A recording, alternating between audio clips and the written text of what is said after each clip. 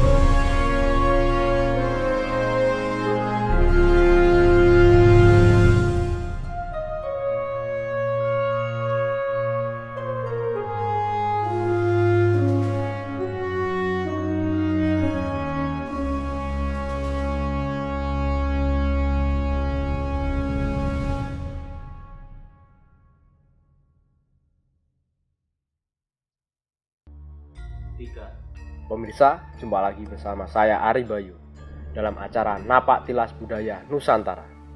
Nah, dalam kesempatan ini kita akan membahas tentang kisah Syekh Siti Jenar. Langsung saja kita tanyakan ke Bobo Trisno tentang kisah tersebut. Maaf Bobo, ini saya penasaran. Mungkin banyak dari teman-teman juga penasaran tentang bagaimana sikap murid-murid Syekh Siti Jenar setelah mengetahui bahwa Syekh Siti Jenar mendapat hukuman dari Kesultanan Demak. Nah, ini yang buat saya penasaran, Bobo. Tolong Bobo ceritakan ya, Bobo. Ya, Mas Ari Bayu, terima kasih telah meluangkan waktunya menghadap orang tua, ya toh. Walaupun dalam ketemuan ini saya berterima kasih bisa memberikan gambaran sejarah bagaimana toh kejadian-kejadian tempo zaman kerajaan, walaupun aku sendiri dapat juga dari sesepuh terdahulu. Ini perlu kita wariskan, Mas Ari Bayu. Bagaimanapun budaya kita, terutama tanah Jawa ini, yang banyak sekali kisah-kisah yang layak untuk diwariskan. Apalagi Mas Ari Bayu dan teman-teman meluangkan waktu, benar-benar ingin tahu, dibuktikan hadir bersama teman-teman muda maupun mudi. Dan tidak lupa tim kameramen dari Napak Tilas Budaya Nusantara yang saya cintai. Mas Ari Bayu, iya. Yang jadi pertanyaan tentu, apakah murid-murid dari Syekh Jenar, bagaimana sikap-sikapnya setelah tahu Syekh Siti Jenar mendapat hukuman? Gini Mas Ari Bayu, kabar tentang Syekh Siti Jenar mendapat hukuman dari Demak itu diterima murid-murid Siti Jenar itu bukan kabar resmi, Mas, melainkan kabar Mbok Bakul Sinambi Woro. Mbok Bakul Sinambi Woro itu maksudnya orang jualan dari desa ke desa lain. Kamu dengar kabar enggak? Kalau ada kabar seperti ini, itu namanya Mbok Bakul Sinambi Woro. Setane orang yang berjualan sambil ngomong-ngomong dari desa ke desa. Nah, yang mana kabar itu memuat tentang kematian Syekh Siti Jenar. Lah, tentu orang yang woro-woro tadi, yang ngomong di mana tempat sambil berjualan tadi, ya toh, katakanlah kabar angin, sangat sedih sekali. Bukan hanya kematiannya yang membuat mereka sedih. Kabar yang mereka terima adalah kalau Syekh Siti Jenar mati berubah menjadi binatang atau asu belang yumyang. Kok bisa gitu, gimana Pak? Tapi sekali lagi ini hanya kabar loh ya. Saya sampaikan lagi sekali lagi hanya kabar. Tapi tidak jelas kebenarannya karena sifatnya hanya kabar angin. Mbok bakul tadi. Lah, sampailah ke telinga murid-murid. Di antara mereka ada yang namanya Lontang dari Semarang. Ada yang namanya Bisowo, Banyu Biru dan lain-lain. Lah, di antara mereka yang dituakan adalah Lontang. Dari Semarang mereka menyebut Lontang Semarang gitu loh. Penasaran atas berita kabar yang tidak mengenakkan mereka itu karena bagaimanapun Syekh Siti Jenar dianggap gurunya, orang yang minterke, sangat tidak percaya kalau tidak mungkin seorang kok jadi berubah berita itu kan nggak mungkin. Nah, mungkin saya sendiri juga tidak percaya gitu loh Mas. Nah, cuma saya sampaikan ini adalah kabar. Akhirnya mereka sepakat pergi ke Demak. Nah, untuk memastikan berita kebenarannya gitu loh. Lah, bagaimanapun Syekh Jenar pernah memberikan warah, jangan sesekali berani sama pemimpin. Lah, apalagi dalam hal ini sangat-sangat kental sekali. Patuhnya murid-muridnya pada sangat patuh. Akhirnya Lontang Semarang dan teman-teman berangkat ke Demak dengan syarat. Ada syaratnya Mas. Ya, syaratnya apa? Mereka tidak dibolehkan naik. Yang melarang ya Lontang sendiri. Konco-konco nanti kamu jangan ikut naik ke pendopo loh. Yang naik cukup saya. Lah, konco-konco kamu tidak boleh membawa senjata apapun. Harus tangan kosong. Karena apa? Kita ini adalah tamu. Tamu kalau ingin dihargai orang lain ya harus menjalankan opo lumrahe tamu. Nah, mertamu tidak boleh bawa senjata apapun. Itu termasuk wewarah dari Syekh Siti Jenar. Akhirnya mereka berangkat hanya berbekal nasi bungkus, minum seadanya, dan mereka benar-benar patuh. Dia hanya menanti di luar pendopo Demak, ya toh. Dan Lontang hanya seorang diri naik ke pendopo Demak. Dan itu pun dengan sopan yang teramat sopan, adat istiadat, unggah-ungguh orang Jawa dipakai bener. Dia jalan pun tidak berani berdiri. Karena apa? Ini adalah lalat dan keraton, kasultanan. Saya hanyalah wong cilik, wong desa, wong tani. Gawean saya hanyalah ngarit, kali rumput. Itu hati Lontang mikir seperti itu. Lah setelah diterima di depan Sultan Demak, hanya tanya Mas. Nah, tanyanya gimana Bu? Tanya. Mungkin Mas Ari Bayu penasaran juga. Penasaran. Apa tuh pertanyaan seorang Lontang Semarang terhadap Sultan Demak? Tapi sebelum bawa jawab, sebentar dulu Pak. Diminum dulu apa kopinya? Oke, terima kasih Mas Ari Bayu. Kalau sambil ngopi kita encer ya. Iya, yes. Ya mungkin teman-teman ingin ngopi juga, monggo.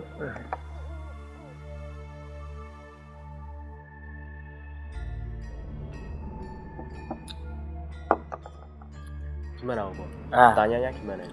Tanya seorang Lontang. Sebelum tanya dia juga sungkem sama yang hadir.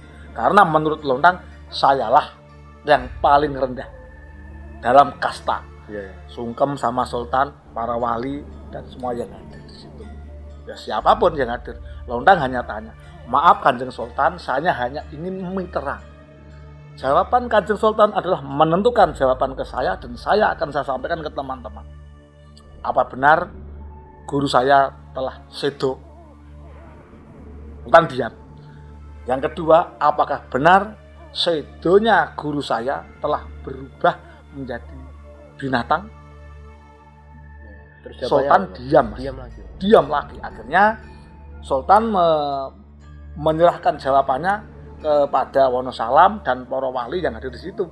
Karena itu bersifat saat itu seketika, ya jawaban mungkin ya asal-asalan Mas. Karena mikirnya seorang patih Wonosalam alah Lontang. Kalau tanya dijawab ya sudah toh. Mungkin yang ada saat itu seperti itu. Akhirnya Wonosalam menjawab, atau mungkin salah satu penggawa ya yang diwakili, saya sebut namanya ya saat itu ya. Apa benar guru saya sedo? Benar sedo. Apa benar guru saya sedo? Jadi Asu bilang yang benar. Terus innalillahi wa inna ilaihi raji'un. Namun saya heran Kanjeng Sultan. Saya ingin langsung ke Kanjeng Sultan saja. Karena apa? Sabdo Pandito Ratu tan kena wala wali, abang ngendikane ratu, abang buat saya. putih ngendikane ratu, putih buat saya. Itu versinya Lontang. Akhirnya Kanjeng Sultan Patah sendiri yang menjawab. Benar Kanjeng Sultan yang disampaikan Punggawa Demak, betul. Gini Kanjeng Sultan yang membuat saya heran. Apakah mungkin seorang sedo kalau mati wajar, karena kita mau hidup pasti mati. Tapi kok mati jadi binatang itu benar enggak? Benar. Nah, kata gugup inilah yang membuat Lontang tidak percaya dan minta kalaupun mati benar, kalaupun jadi binatang sesuai kabar loh ya. Jangan sampai gagal paham. Ini hanya kabar. Lontang hanya menjelaskan sedetailnya di pendopo Demak. Lah Lontang hanya menghendaki jawaban. Kalau memang sedo monggo sedo kamu. Tapi setidaknya saya minta izin untuk ziarah ke makam guru saya. Nah, bingung tuh ini yang hadir. Akhirnya gini. Sudahlah Lontang, kalau kamu ingin ziarah, mbok yo ziarah dari rumah saja. Doakan dari rumah saja. Kalau dijawab jujur ya hancur. Karena apa? Memang tidak ada sareane. Kan moksa toh. Nah, akhirnya Lontang disuruh nunggu di luar istana, di luar pendopo, dan nanti akan ada jawaban. Dan Lontang menghendaki jawaban hari itu juga. Saya hanya minta ditunjukkan apa toh susah. Menunjukkan mana tempat itu loh sareane. Itu loh makamnya. Kan selesai tuh. Menurut Lontang. Lah ini menurut Lontang merasa dipermainkan. Meyakini bahwa kabar yang beredar, kabar yang dibawa orang yang sambil berjualan tadi ternyata tidak benar. Kalau benar sedo benar, tapi kalau sedo menjadi binatang 100% tidak benar. Nah, sampaikan ya ini loh ya. Nah, padahal menurut Lontang nyatanya dikasih nunjuk ke tempatnya tidak berani. Akhirnya Lontang tetap tidak mau pulang dan memilih menanti jawaban di area atau lokasi Kesultanan. Setelah itu diusirlah Lontang, bukan diusir perangi, yang dimaksud pulang dulu ke Semarang, jangan nunggu di sini. Betul. Akhirnya oleh para wali memusyawarahkan apa yang jadi masukan Sunan Kalijogo. Apa? Akhirnya Sunan Kalijogo memberikan masukan pada Sultan Patah. Kanjeng Sultan, seandainya kita mau jujur dari awal tentang sedone Syekh Siti Jenar, tentu tidak ada masalah separah ini. Bagaimanapun Syekh Siti Jenar adalah wali Allah, yang mana dia juga mempunyai murid sama guru, ya, murid sama guru ibarat anak sama bapak. Wajar kalau murid tanya, wajar kalau ingin dia tahu, wajar kalau ingin ziarah makamnya. Lah, siapa yang salah? Yang salah ya kita ini sendiri. Kenapa dulu tidak Bloko Suto? Bloko Suto itu namanya gimana? Bloko Suto itu ngomong apa anane, Mas? Ngomong apa adanya. Berita elek apik disampaikan apa anane. Nah, dalam hal ini, Mas, yang membuat semua yang hadir merasa bersalah. Kenapa kok kabar ini beredar kok tidak sesuai kenyataan tentang jasad Syekh Siti Jenar? Ternyata kan tidak benar. Lah mau jawab gimana? Tidak bisa jawab. Nunjuk ke makam di mana? Tidak ada makamnya. Nah, gitu kan? Lah, oleh Romo Sunan Kalijogo menyarankan Mbok yo bloko wae disampaikan ke Lontang.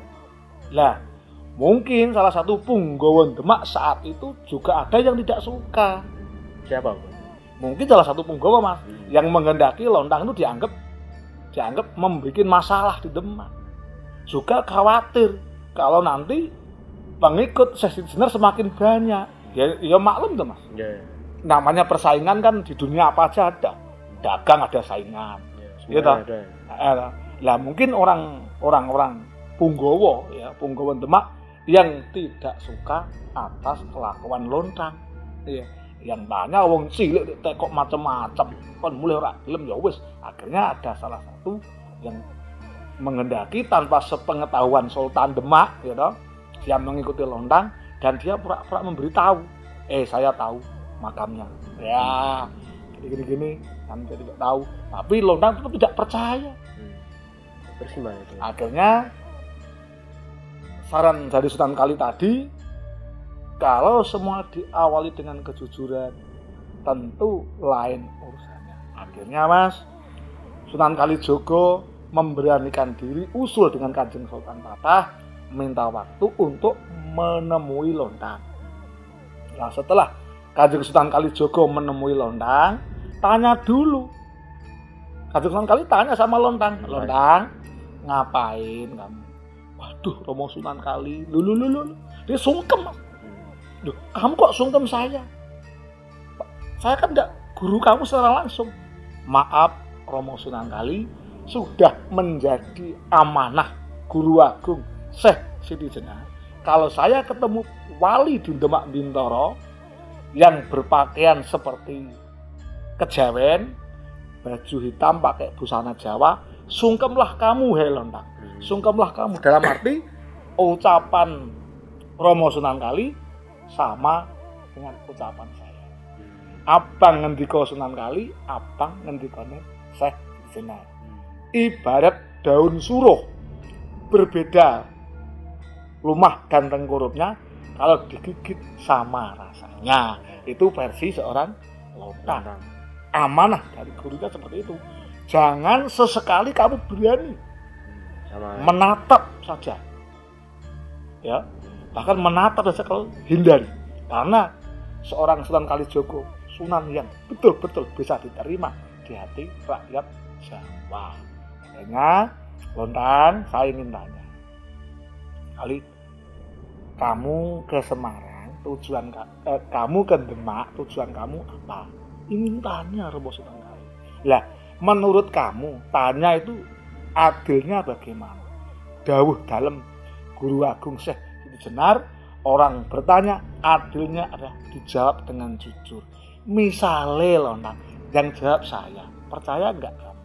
Waduh, Romo Sunan Kali waton ngendika Romo Sunan Kali saya percaya.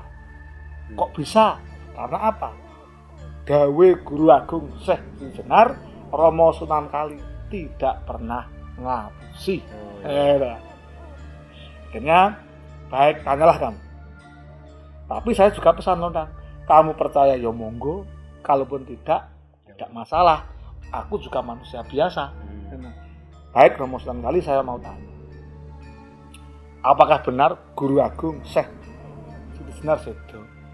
Terus jawab gimana, Bu? Romo Sunan Kali dengan santai, iya. Innalillahi wa inna ilaihi raji'un, Guru. Murid bareng-bareng, innalillahi wa inna ilaihi raji'un. Yang kedua, Romo Sunan Kali, apakah benar kabar yang beredar sampai desa ke desa yang disebarkan orang yang tidak jelas, guru saya berubah menjadi binatang? Ini Kali, apa kamu percaya? Tidak. Ya sudah. Setengah bercanda ya, karena untuk mengulangi versi tegang tadi. Begini Lontang, ora ono jamak lumrah. Ya, maksudnya gimana? Tidak mungkin manusia mati berubah menjadi binatang. Jelasnya gurumu Syekh Siti Jenar tidak mungkin berubah binatang seperti kabar yang kamu terima. Saya yang bersaksi, tidak mungkin. Alhamdulillah, alhamdulillah. Romo Sunan Kali, alhamdulillah. Yakin sekali kalian menyampaikan Sunan Kali. Lalu bagaimana caranya saya bisa sungkem di sarean seorang Syekh Siti Jenar? Karena saya bodoh dipinterke. Saya dulu begal kecu rampok. Saya ditobatkan oleh guru saya, Syekh Siti Jenar. Saya ingin tahu sarean. Terus jawab, baik, Lontang, saya akan menunjukkan. Ini dengan syarat. apa besarnya? Kamu ziarah ke makam gurumu, jangan sesekali bikin masalah. Kalau kamu bikin masalah, berarti kamu memusuhi Demak. Ya tak? Kalau kamu musuhin Demak, saya adalah orang Demak yang wajib menenteramkan Demak. Berarti Sultan Patah berhak memerintah siapapun untuk menenteramkan Demak. walaupun saya sayang kamu Lontang, kalau kamu bikin geger di Demak, maka kamu harus berhadapan dengan saya. Wah, enggak mungkin Kanjeng Sunan Kali, enggak mungkin. Saya terima kasih sekali. Enggak mungkin saya berhenti sama Sunan Kali. Maka dari itu, saya kan sudah ngasih tahu, gurumu mati benar, berubah jadi hewan tidak. Lega belum? Sudah lega. Sekarang tanya toh, di mana makamnya, saya kasih tahu. Tapi dengan syarat setuju enggak teman-teman kamu? Setuju. Dan akhirnya dengan damai Lontang Semarang ditunjukkan oleh Kanjeng Sunan Kali ziarah ke makam Syekh Siti Jenar, yang mana tempat itu secara rahasia untuk Sunan Kali tidak dikasih tahu ke Lontang kalau tempat itu tempat muksone Syekh Siti Jenar. Kenapa tidak dikasih tahu? Hanya bersifat agar tidak terjadi rame, geger, meri, atau akibat yang lain. Paham ya Mas Ari Bayu ya? Tidak gagal paham, yakin sekali, dan teman-teman tidak gagal paham yang saya sampaikan. Maksudnya gini, akhirnya Lontang dengan teman-teman ziarah ke makam Sarian, yang mana Sarian itu tepat di belakang atau Masjid Demak, atau mungkin di area Masjid Demak. Karena tahu maksud kan ditunjukkan hanya meredam kemarahan murid-murid Syekh Jenar. Itulah siasat Kanjeng Sunan Kalijaga yang mengatasi masalah tanpa ada masalah. Itulah yang wajib dicontoh. Karismatik Sunan Kalijaga yang begitu santai meripih Lontang tanpa ada perang, tanpa ada pembohongan, dan yakin penonton Taji TV bisa menyikapi jawaban saya dan menganggap ini bukan suatu keguyonan, namun kalaupun ada kesalahan penyebutan nama tempat ataupun benda sejarah yang lain, saya minta maaf yang sebesar-besarnya. Saya bersifat dari turun-temurun, kisah ini saya sampaikan dengan tujuan hanya untuk gambaran saja. Janganlah menjadi perbedaan versi satu dan versi saya. Kita tetap tidak mungkin sempurna. Yakin saja, Allah saja mohon pengampun, kenapa kita tidak? Sekali lagi, Mas Ari Bayu, sekali lagi saya minta maaf atas kesalahan saya. Teman-teman yang ada versi lain, saya juga minta maaf. Secara pribadi yang paling dalam, saya mengakui saya bodoh. Mungkin ada versi yang lain. Yakin saja, saya belum tentu benar, versi lain belum tentu salah. Assalamualaikum warahmatullahi wabarakatuh. Demikian pemirsa cerita Syekh Siti Jenar, di mana yang kita dengar bersama bahwa Sunan Kalijaga dapat meredam dan meluruskan permasalahan yang ada di Kasultanan Demak. Nah, terima kasih Bapak atas kisahnya tadi. Mudah-mudahan bisa bermanfaat untuk saya dan pemirsa. Itu tadi pemirsa, apabila ada salah-salah kata, kami mohon maaf. Tetap ikuti video kita selanjutnya. Tetap di Salam Napak Tilas Budaya Nusantara.